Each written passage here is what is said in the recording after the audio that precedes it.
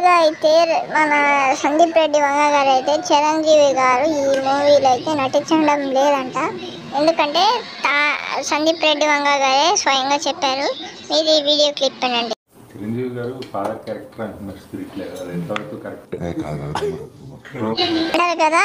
ఇంకా నెక్స్ట్ ఏంటంటే spirit movie update అడిగితే అండ్ మన సందీప్ రెడ్డి వంగ గారు ఏం రిప్లై ఇచ్చారో మీరు ఒకసారి చూడండి. నా ఫ్యాన్స్ అందరు వెయిటింగ్ అన్న ఒక్క అప్డేట్ ఎప్పుడు స్టార్ట్ అవుతుంది? అప్డేట్ ఇస్తా కానీ మీరు ప్రమోషన్ చూసుకోండి.